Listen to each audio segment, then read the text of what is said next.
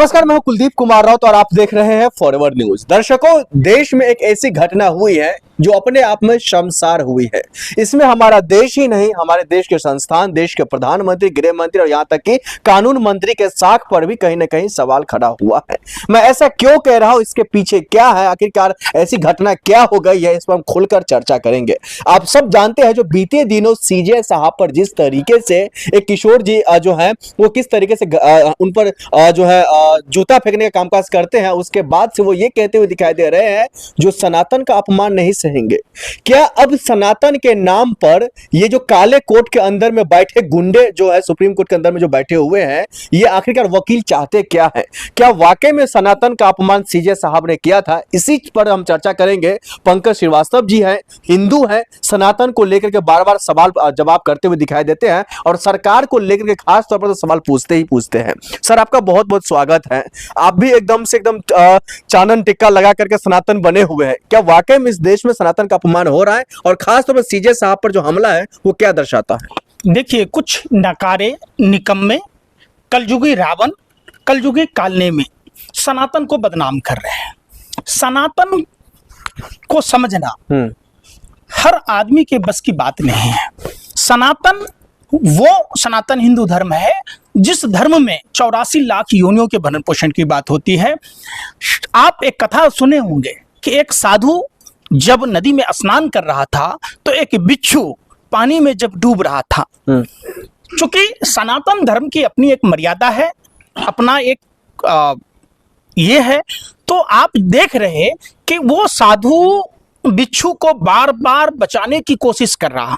चूंकि ये सनातन हमारा सिखाता है जियो और जीने दो। सनातन धर्म के पालक उस साधु संत ने बिच्छू को बार बार बचाया। बिच्छू बार बार डंक मार रहा था, साधु फिर भी उस बिच्छू को बचाने में कोई भी कोताही नहीं बरत रहा था। यह है सनातन की शक्ति। जबकि हमारे साधु को यह पता था कि बिच्छू के डसने के बाद आदमी की मौतें भी हो सकती है, दर्द से करा रहे थे, लेकिन वो सनातन प्रेमी जो बिच्छू को बार बार बचा रहे थे। राकेश किशोर सनातन नहीं है? बिल्कुल नहीं, बिल्कुल नहीं। देखिए, सीजीआई साहब, जातियां अलग हो सकती हैं आपकी, आप समझिए, हैं तो वो भी हिंदू और नहीं भी हैं अगर मान लो, तो इसका यह मतलब नहीं है कि किसी भी इंसान के साथ नफरत किया जाए, किसी भी इंसान के साथ हिंसा किया जाए। हमारा सनातन धर्म कभी किसी के साथ हिंसा करना नहीं सिखाता है। सनातन की अपनी एक विशेषता है कि 84 लाख योनियों के भरण पोषण की बात कहता है। पेड़ कैसे जिंदा होगा, चूहा को कौन खिलाएगा, चींटी को कौन खिलाएगा, पक्षी को कौन खिलाएगा, जल के जीवों को कौन खिलाएगा, गाय को कौन खिलाएगा, कुत्ता को कौन खिलाएगा। निश्चित तौर पर एक संवैधानिक पद पर बैठा हुआ व्यक्ति गवई साहब के ऊपर जिस तरीके से जूता फेंका गया, गोडसे का डीएनए है। गोडसे जो देश का पहला आतंकवादी था जिसने राष्ट्रपिता महात्मा गांधी को मारा, ठीक उसी तरीके, वही डीएनए का व्यक्ति उसी तरीके का प्रयोग सीजीआई को डराने के लिए किया।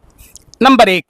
नंबर 2, जिस पत्रकार को पुलिस थाने बुलाती है उस पत्रकार का काम ही है कि सत्ताधारी दल का महिमा मंडन करना, और उसके साथ सत्ताधारी दल के प्रवक्ता यानी भाजपा के प्रवक्ता साथ में थे। पुलिस थाने बुलाती है, वो हिंसा भड़काने की बात कहता है, ट्विटर पर ट्वीट करता है। उसके बावजूद पुलिस, जिस देश में बाबा साहब अम्बेडकर ने संविधान दिया, संविधान के तहत राजा और रंक दोनों को एक जैसा कानून, समता मूलक समाज की बात की, एक जैसा अधिकार दिया।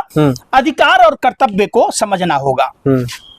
दूसरी बात कि अब बात यह होता है कि आप हर बात में सनातन आहत हो रहा है, सनातन ये हो रहा है, भगवान आपको दर्शन दे रहे हैं। दर्शन देकर नहीं बोले कि आप ललितपुर में चाकू के नोक पर एक छात्रा को लिफ्ट देने के बहाने उसके साथ बलात्कार किया, चाकू गोद दिया, तब आपको नहीं दिखाई दिया। महर्षि देवराहा बाबा अस्पताल में एक आदमी की लाश पानी के टंकी में मिला, तब क्या आपको धर्म नहीं नजर आया? तब आपको क्या भगवान दर्शन नहीं? क्या राकेश जो है, इनको किस तरह से कैसे सजा मिलनी चाहिए? फिर फांसी की सजा। फांसी की सजा? बिल्कुल, सजाए मौत की सजा मिले, ऐसे लोगों को उम्र कैद की सजा मिले, ताकि समाज में कोई भी नफरती देश के कानून के खिलाफ, देश के संविधान के खिलाफ और संवैधानिक पदों पर बैठे हुए लोगों के खिलाफ इस तरीके का कुकृत्य ना करें। देश के प्रधानमंत्री को चाहिए कि इस निंदा के खिलाफ, गृह मंत्री को चाहिए, उत्तर प्रदेश के मुख्यमंत्री को चाहिए, आप समझिए कि उस पर आप देखिए किस तरीके से हरिओम वाल्मीकि की हत्या की जाती है। उनकी पत्नी का रो रो के बुरा हाल है। अरे भैया, उनको तब सनातन नहीं समझ में आया कि राजस्थान में, मध्य प्रदेश में कई बच्चों की मौतें हो गई, 40 सैंपल फेल था। मोदी जी कुछ नहीं कर रहे। मोदी जी इस पर इतने आहत है जो उन्होंने एक्सपर्ट्यूट कर दिए हैं, जो मैं आहत हूँ, पूरा देश आहत है, और आप कह रहे हैं जो कुछ उनको कोई फर्क नहीं पड़ रहा है। आपने तो ऐसे बोला जैसे प्रधानमंत्री फेसबुकिया नेता हो, देश के प्रधानमंत्री नहीं है। ट्विटर पर ट्वीट कर दिया, ट्विटर पर ट्वीट कर देने से क्या नफरत खत्म हो जाएगी देश से? आपने कैसा देश बना दिया आपने? ये सब के सब प्रधानमंत्री और गृह मंत्री का देन है कि आज देश में नफरती, जुल्मी, क्रूरता बढ़ गई है। आप समझिए बात को। सीजे साहब एक तरफ दरिया दिली दिखाते हैं, दूसरी तरफ आप भड़काऊ बयान देते हैं, जो फांसी पे लटका दो तो ये कर दो वो कर दो। ये भड़काऊ हुआ, ये भड़काऊ हुआ। अरे भड़काऊ तो आपके वो पत्रकार का था जिसको भाजपा कार्यकर्ता थाने तक गया था। ये भड़काऊ आपको नजर नहीं आया? शरद त्रिपाठी ने राहुल जी, अखिलेश जी के घर में आग लगाने की बात की, ये भड़काऊ नजर नहीं आया?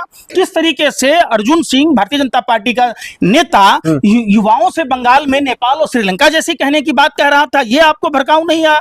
नीलेश राणे की बात आपको भड़काऊ नजर नहीं आती? आपको गिरिराज सिंह का बात भड़काऊ नजर नहीं आता? आपको अनुराग ठाकुर की बातें भड़काऊ नजर नहीं आता? अरे आप क्या हो भाई, क्या खाते हो? पंकज जी, इतनी बेशर्मी कहां से लाते हो भैया पत्रकार भाई, बताओ ये बात। ये देश सबका है, समझिए। देश संविधान से चलेगा, बाबा साहब अंबेडकर का संविधान से चलेगा। अधिकारी, ऑफिसर्स कोई भी हैं, किसी पार्टी के नहीं होते, वो देश के होते हैं। और उनका सिर्फ कसूर ये था कि उन्होंने मॉरिशस में बुलडोजर पर बोला। सही बात है, बुलडोजर कौन होता है भाई? आप कौन होते हैं किसी के घर पर बुलडोजर चलाने वाले? देश का संविधान है, थाना है, पुलिस है, कोर्ट है, कचहरी है। आप कौन होते हैं अपने मियां मिट्ठू बनने वाले? आप कौन होते हैं बताओ? लेकिन सवाल तो ये भी निकल कर आ रहा है, जब सीजे साहब ने इतनी बड़ी दरिया दिली देखा, उन्होंने कहा जो इनका जूता भी वापस कर दो, यहां तक कि पुलिस से भी वही छोड़ने की बातें कहते हुए दिखाई दे रहे थे, तो फिर आप लोग मतलब इतना बिलबिला क्यों रहे हैं? यार सुन नहीं रहा, आप लोग चाहते क्या है? सुन नहीं रहा ना। यही बात, आप पत्रकारों को की बातें देश के लोगों को गर्त में ले जा रही है। आप पत्रकारिता करते हैं, आप लोकतंत्र के चौथे स्तंभ हैं, आपको चाहिए शासन सत्ता से सवाल पूछना। इस तरीके की जो घटनाएं बार बार ना हो, इसके लिए देखिए शासन प्रशासन में ईमानदारी, सच्चाई, गर्मी होनी चाहिए। अगर आपने देखा जौनपुर में भारतीय जनता पार्टी का मंडल अध्यक्ष शुक्ला राजस्व अधिकारी को भद्दी भद्दी गालियां दे रहा था, आपने नहीं देखा? आपने कभी उस पर सवाल नहीं पूछा? क्यों भाई? ये करने की इजाजत कौन देता है? किसी को भी कानून हाथ में लेने की कोई जरूरत नहीं है। देश का कानून मजबूत कानून है, देश का संविधान विश्व का सबसे मजबूत संविधान है, और वो संविधान न्यायप्रिय संविधान है। जो संविधान की बात नहीं करता उसे देश में रहने का कोई हक नहीं है। ठीक है, बहुत शुक्रिया बातचीत करने के लिए।